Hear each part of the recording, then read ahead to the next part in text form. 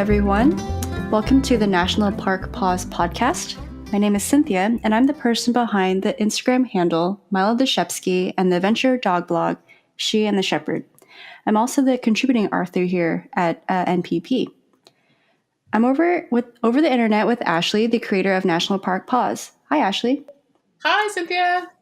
Hey, could you give me a quick spiel on what National Park Paws does for those who may not know? Yeah, sure. So my name's Ashley. I'm the founder of nationalparkpaws.com. It's a website that consolidated all of your public land pet policy info into one easy-to-use website, so you can know where to go with your pets at any national park, memorial, or other public land. Cool. That's why we came here. So one of the things Ashley and I have been really interested in lately is conservation, especially in relation to dogs in the outdoors. So in addition to creating that resource, really wanted to help inform the community, no matter what part you're from, on really the whys and the impacts we humans and canines have on the natural world. So for that, we'll be talking to our guest speaker, Jessica. Hi, Jessica. Hi. Hi, she's the person behind the Instagram handle and dog blog called You Did What With Your Wiener. Jessica, could you tell us a little bit about your blog and what inspires you to blog about them? Yeah, well, like most people that started blogs 8 years ago, my blog was inspired by my dogs, specifically my dachshunds. I'd been hiking with my dachshund for a really long time, and it wasn't until I adopted a second dachshund that I realized that he wasn't the only dachshund that liked to hike. So I started a blog just about hiking and camping with small dogs, dachshunds specifically, although it's applicable to other dogs. But anyway, and so yeah, that's what I've been doing that for 8 years. Awesome. We love following. Yeah, that's awesome. They're so cute. Yeah, for sure. They're so cute. You have like a new puppy as well? Her name's I do. Summit. Yeah. Oh, awesome. That's so cool. Yeah, like I have a big dog and Ashley has a small dog, so I'm really interested in hearing your perspective on that. So going into the poop portion of our interview, a little bit of background. Jessica and I are part of one of these dog groups, and we kind of just started talking about like the environmental impacts of what happens if you leave poop behind, or what should you do if you're going on a long trip or something. And so, she introduced herself and said that she's an environmental specialist. And I'm curious on why you chose your water quality specialty, and then also tell us a little bit about your work at the Olympic National Park. Well, as long as I can remember, I've had this fascination with everything water, but after high school, I didn't go to college right away, but I got a job with, I don't know if you guys have heard of the Washington Conservation Corps, but it's kind of like the National Civilian Conservation Corps, or there's, what is it? I don't know what it's called now. Anyway, it's AmeriCorps, that's it. Yeah. And so it's part of the AmeriCorps program. And I was on a crew, and we were contracted out to Olympic National Park for a year to do all kinds of maintenance, including facility and a lot of trail maintenance. And during that time, they gave us additional training having to do, they being the national program, to kind of help the park on erosion, water quality, stuff like that. We worked on some projects outside of Olympic National Park, including wetland restoration and stuff. And it was during that wetland restoration project that I completely fell in love with water resource work. Yeah. And I continued to work at Olympic National Park for 8 seasons, doing similar things. I did some erosion control. I ran a water treatment facility, ran a hydroelectric power plant for one of their locations. Amazing. And yeah, and just it was a job of a lifetime, but but that was just while I was in college. So my degree. Wow. My degree is environmental geology. So once I got out of college, I actually got a job in what I went to college for, kind of water so resources. Much experience already. Yeah, and so I worked for a couple consulting firms in a local city, and I mainly specialized in stormwater runoff and surface water pollution. That's for another six years or so. That's amazing. So what got you interested? Yeah, for sure. So, like, you were interested in like water quality just in general, but was it that you started walking with your dachshunds that you were interested in the poop aspect, or like how did that like tie into that? Yeah, so I didn't own a dog at the time. I was working at Olympic National Hmm. Park, but once I started hiking with dogs and started my blog, I was already working for a local city managing stormwater runoff Okay. and pollution. And so I just took it as a personal mission because I had, an obvious interest in pet waste to focus on learning everything I could about proper pet waste disposal, both in an urban environment and out on the trails. Yeah, for sure. That's really interesting how that happens. Like that your interests kind of evolve, and then Yeah. what you're involved with kind of evolves, and then well, here you are. What is the general pet waste policy while in the outdoors? So anywhere, even in your backyard, but especially in the city and out on trails and camping and stuff, the general policy is just pick it up and pack it out and throw it in Hmm. the trash. That's the general policy. For sure. Yeah, I like one of those pet peeves of mine is like if someone bags it but they leave it on the side of the trail. Like I don't understand why people Where do that. I don't understand. Well, well, I think it's mostly because people don't want to carry it, and so they leave it Hmm. there thinking they'll get it on the way back. But Yeah. I am the self-designated poop queen, and I am paranoid about that stuff. And one time, I left a bag on the side of the trail because I was seeing everyone else do it. I thought I'll get it on the way back, Yeah. and I Uh, forgot it. And I seriously lost sleep that oh night no. because I should know better. And so I think Yeah.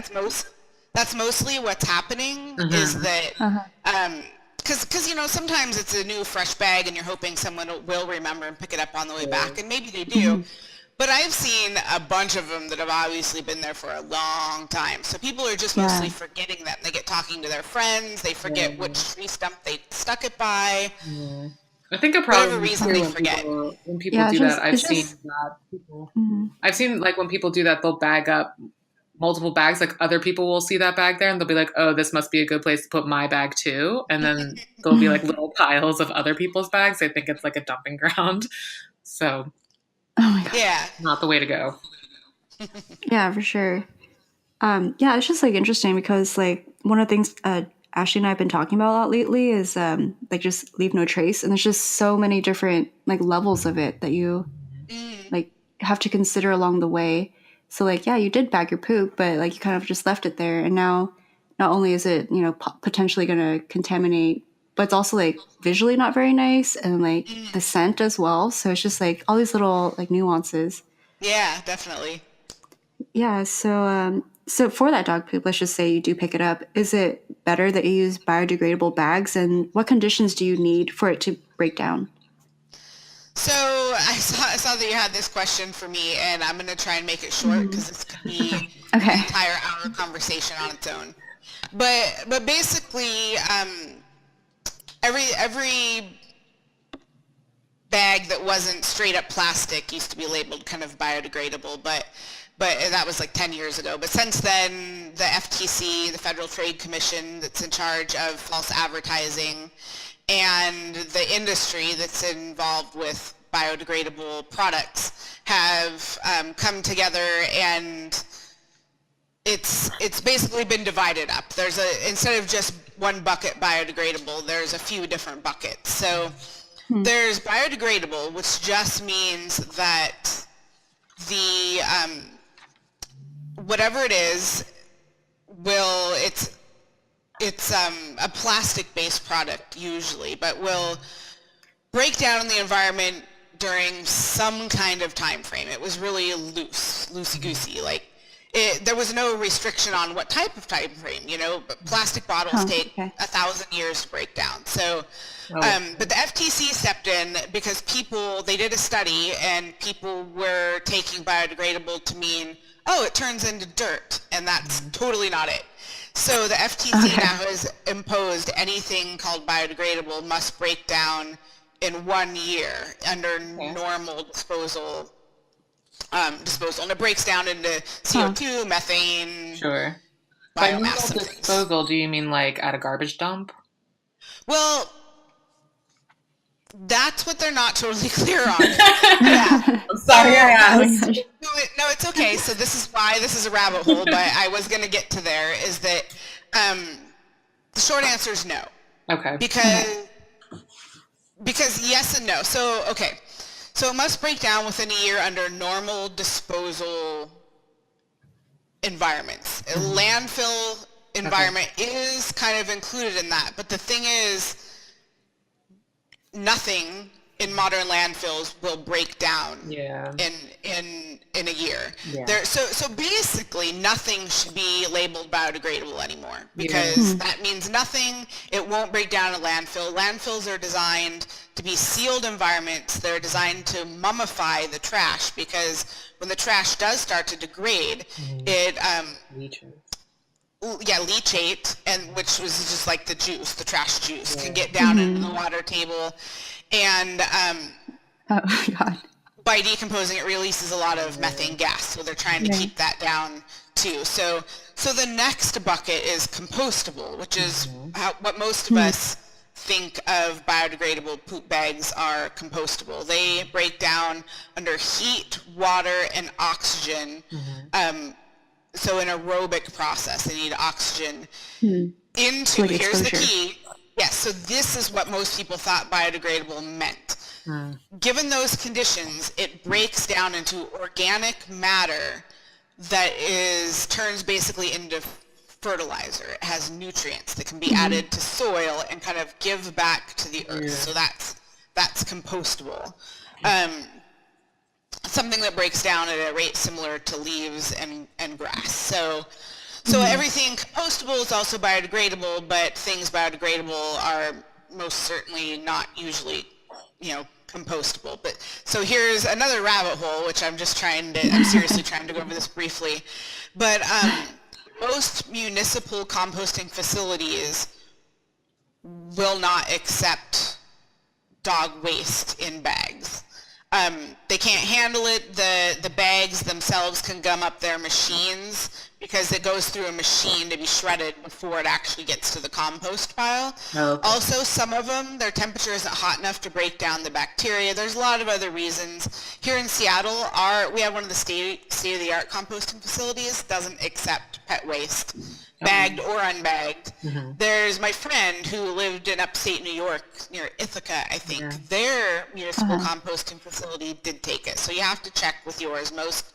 The answer is going to be no. So the bottom line is that you can use a compostable bag, but really the benefit is that you're not using petroleum products. You're not perpetuating that cycle.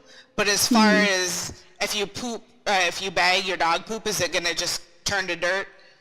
No. You have to throw it in the trash or compost it at home, but you have to be sure that it gets up to 165 degrees, your compost pile, to break down that bacteria. So Gotcha. That's a really good... Let me know if you have questions. I could keep going on. Well, that's a really good tip about composting too, and the heat limits that it has, because I'm sure there's a lot of people listening that will have compost piles and think that they can put it on there, but it might not be the sanitary way to go. Most home composting piles don't get up to 165 degrees, so you have to add extra. Yeah, I have so many questions. I have so many questions to ask you about this, but you're right. It's a rabbit hole, so maybe another time.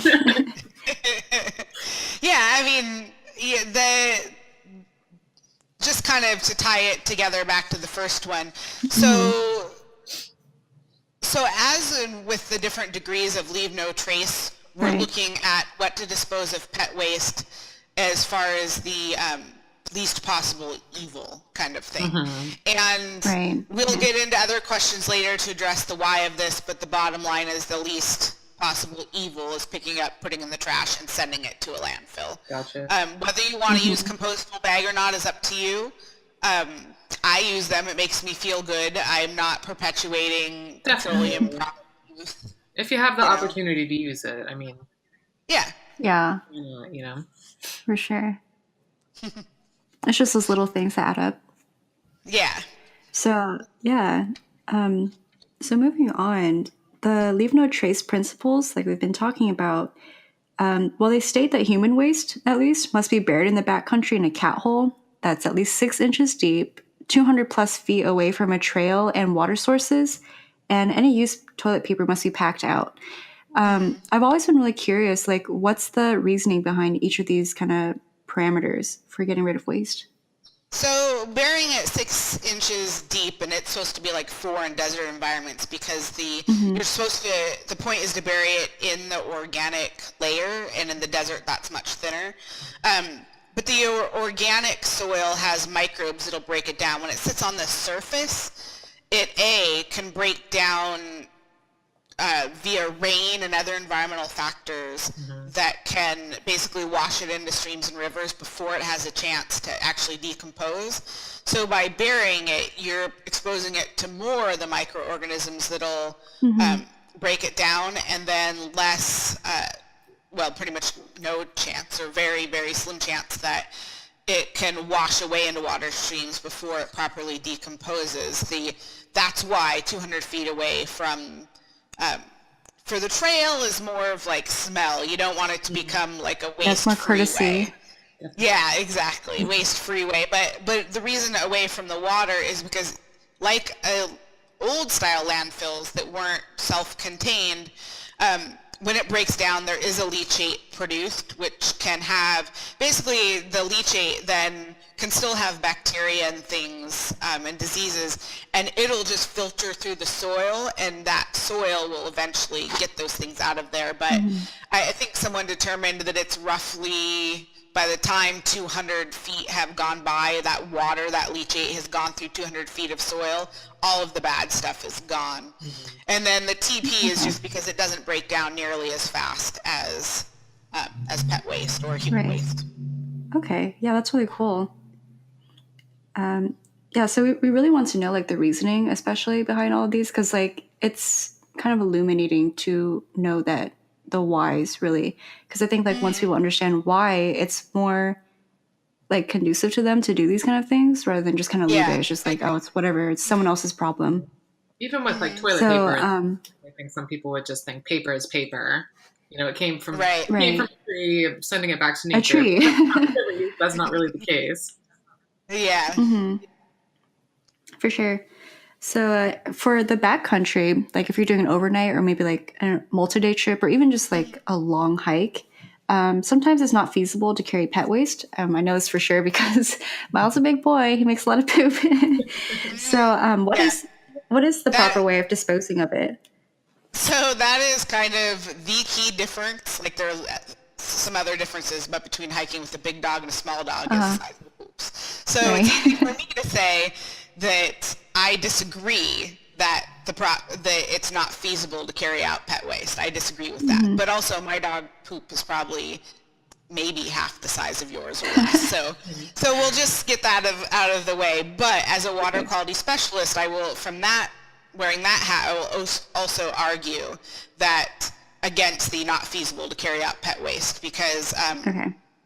I understand some people just don't want to, and we'll get to that. But just first, I kind of touched on it earlier when I sent you that information, but that there are a lot of solutions for carrying out the pet waste.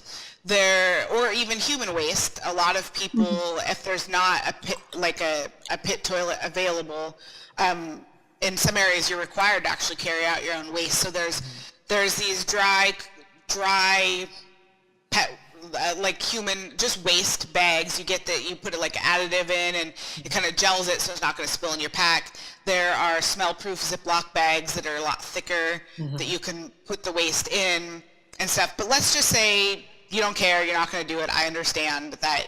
I don't always carry it out either. So the other thing would be if you are near sometimes in the backcountry there's basically a wood box with a toilet lid on it or a hole cut in it for where you're supposed to use the bathroom. And you can pick up your pet's waste and put it in there, but not inside the bag. That's very important. Okay. So you can pick it up in the bag, but you've got to dump it out of the bag into that toilet.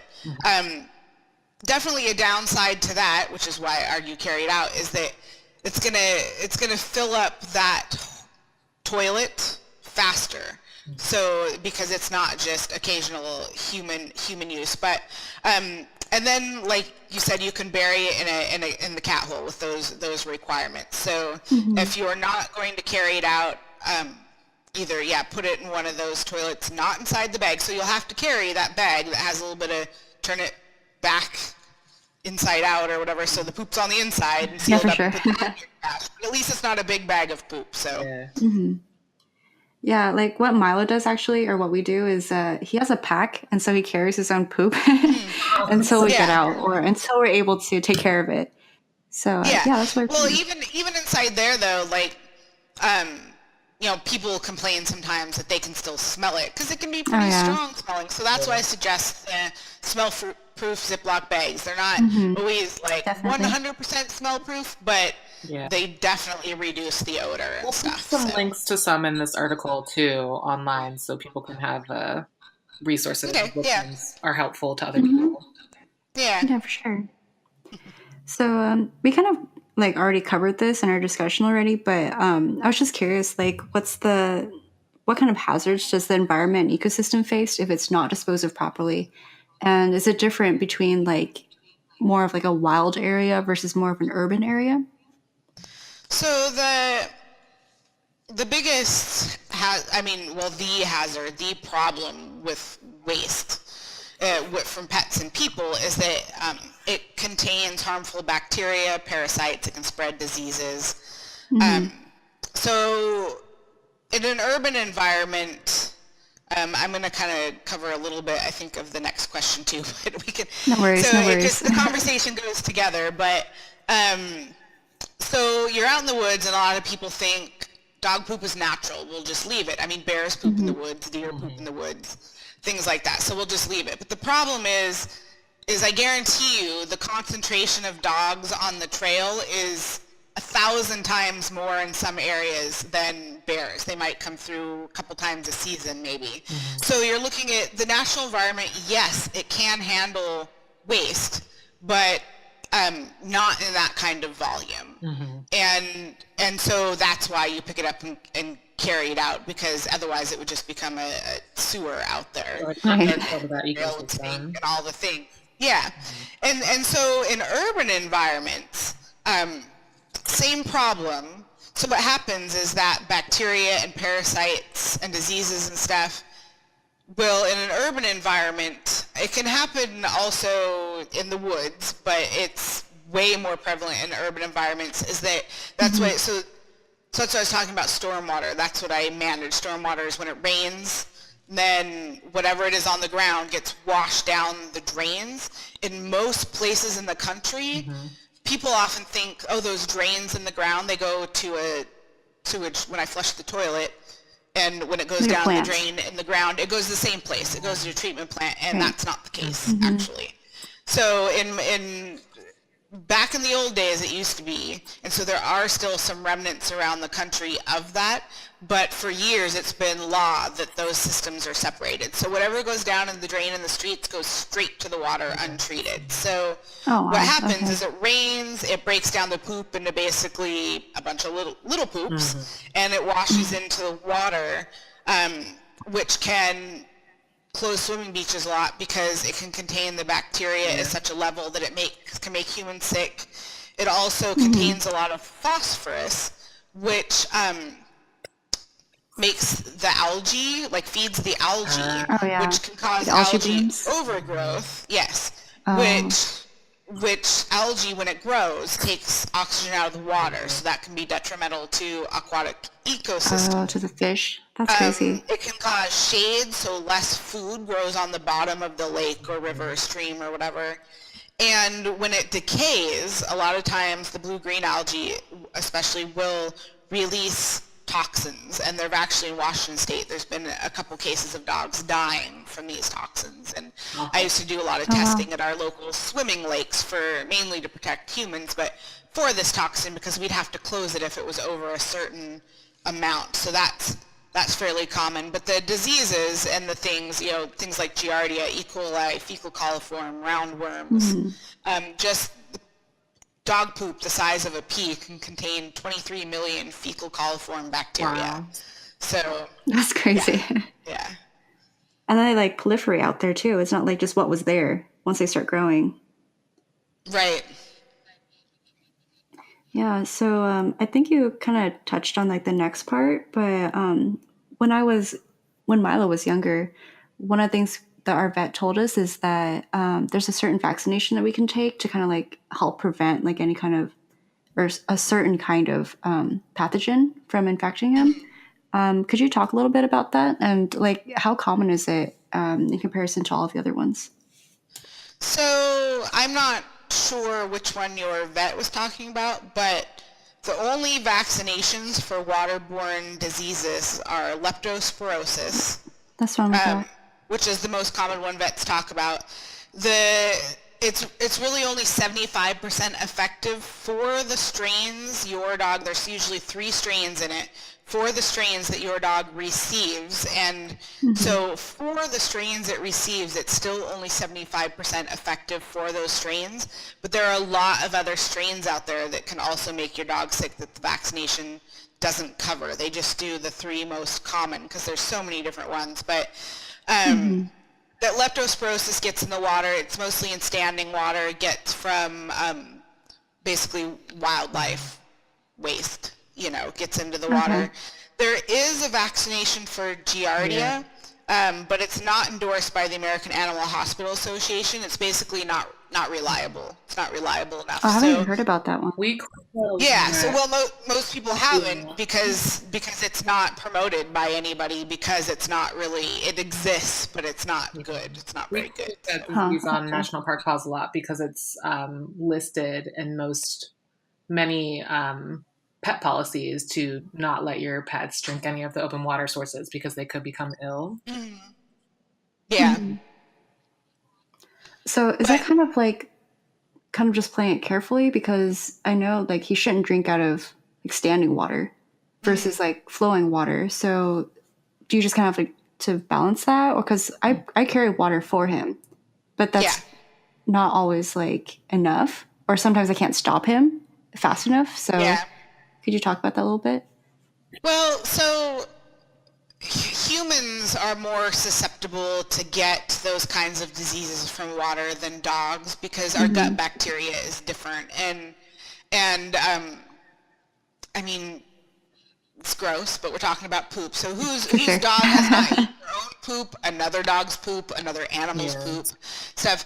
And the incidence of dogs getting sick from doing that is slim to none. So the risk is very low for a dog, but it's definitely possible. So I always bring water too. That's what I suggest for people to do, but some people just don't want to do that. They're like, oh, it's fine if they drink out of a stream. And in reality, the risk is fairly low, but it's just what you're comfortable with for the risk. I mean, I don't mind carrying the water. I carry it for me. I don't mind carrying it for her. My dog, but again, my dog is small. She drinks more water or less water than a big dog would drink. So it's easy for me to say that. Yeah, no, Milo has a pack, so he carries his water and his poop separately, of course. But well, that's the other thing about small dogs. Yeah, most small dogs either can't carry a pack or it's so small you can't fit much in there. Like dachshunds should not carry packs ever because they're prone to back issues and you don't want to put any extra weight on there. Some other breeds of small dogs, they can, Jack Russell Terriers and stuff, but the size pack they're going to be able to wear is fairly small. So you might as well carry it. Yeah, you can probably put the poop bags in there, but not a lot. My dog's more used to being inside of the pack and not carrying a pack. Oh, that's pretty cute. Okay, so the last 2 questions are kind of just like curiosity questions, just kind of something that kind of came up through conversations with other people or different communities.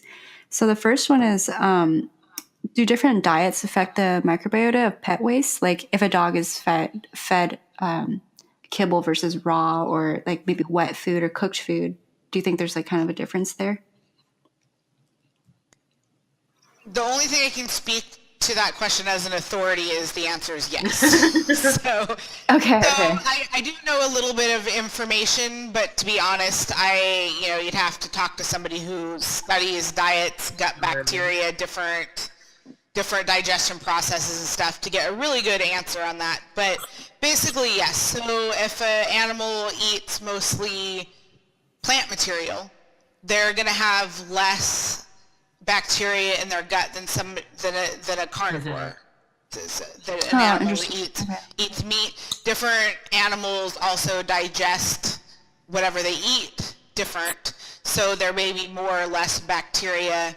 My understanding, this is the part that I can't claim to be expert, but this is kind of my understanding, is that kind of the more natural you get with the food, the I don't know if I could really say the less bacteria. I have read that like processed foods and stuff are really going to have, the waste is going to have more bacteria because it's the natural foods that contain the right like probiotics and things. Nutrients, yeah, that can help. So it's kind of like with a lot of things in the world, the more natural the thing is, so the more natural the diet is, the more symbiotic with the earth. That's kind of a weird thing to say, I guess. But that's you know what it means, I mean? like natural. Yeah. Yeah, the more natural it would be, the less contamination, the less things go wrong, the more natural the cycle. So in theory, would that mean that the poop would break down faster? No, not that it would break down. So once it's out of the body, the process of breaking down is the same. Okay. But how much bacteria and parasites and just junk that poop contains can vary based on diet and digestion process from animal to animal. That makes sense. Yeah, I'll share like just an observation. Of course, I'm not like an expert on this at all, but before when Milo was kibble fed, he made poops. You're very like it's the normal poop, like brown or whatever. But like I noticed that when I switched to raw, at least half raw for him, like the way it breaks down is actually quite different. Like when he's eaten raw, like as it breaks down, it turns white and it just kind of crumbles. Whereas like the other one, I feel like it just stays there and becomes like fossilized. Like it doesn't it doesn't change shape and like it just doesn't seem like it breaks down as much. I've heard that's because what did you say? The bone content. Yes. Yeah. The calcium. Turns there's some bone content in there. Yeah. Yeah. Interesting. But it's just really interesting because like you can actually see it.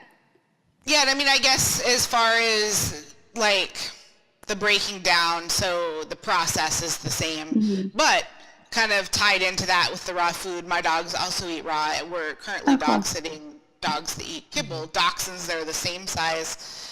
The dogs that eat kibble, their poop is at least twice as big as my dog's poop that eats raw, so there's less waste. So the process of breaking down is the same, but with raw food, there's less waste to actually break down. So. Okay, very cool. So here's another kind of like left field question. So earlier you mentioned, like dogs eating poop and stuff.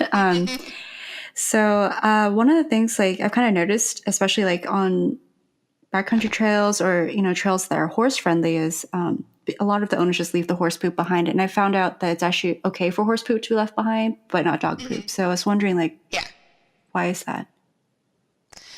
Yeah, as you know, this is a conversation that will get people skewered. Oh God. But that's not my intention. I'm just curious. Very controversial topic. I think it's mostly because people don't understand. But I mean, first of all, going back, I said this earlier that dogs are carnivores. They eat meat. Horses are not. So, and just from that, the waste that's produced, one is more. They're both, of course, organic matter because poop is organic, but horse waste has, it's mostly grass. So right. That's why Milo likes to eat it. Yeah, I know, mostly grass. The horse manure is actually more or less likely to spread disease to people There have been studies actually in preparation for this call. I just read up on some of the more current stuff, but while horse poop does contain, things like the Giardia and the E. coli, it's on a much smaller basis. It was found during one studied like 500 horses or something, and they found that Giardia was present in 2 out of 300 horses. Versus dogs, it's always present. Oh, wow. So, yeah. So you're right. Leaving horse poop on the trail is more accepted, less risk of disease, which is really, which is a big reason why things need to be picked up. So I guess, I'm sorry, to correct myself, over half of the dogs sampled in that same study had E. coli, but still, so not all, but the proportion is way larger. It's still a drastic difference. Yeah, exactly. Yeah, we can definitely link those in the article as well, those studies. Yeah. So something else that people don't think of, which is definitely more, would you say, like cultural than the risk. But so the risk of environmental problems is lower. The horse poop actually breaks down faster. It breaks up faster. Grass turns back. Yep. Okay.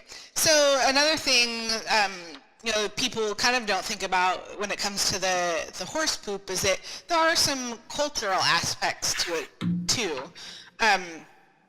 It's, first of all, a lot of the trails wouldn't be possible without horses and pack animals being able to bring in the tools they need, the equipment they need, and everything to build the trails. And so, most people, when they're complaining about people not picking up their horse poop, are not complaining about those situations, but it created a cultural understanding that when we're out here building the trails with the pack animals and the horses and they poop on the trail, we're not picking it up.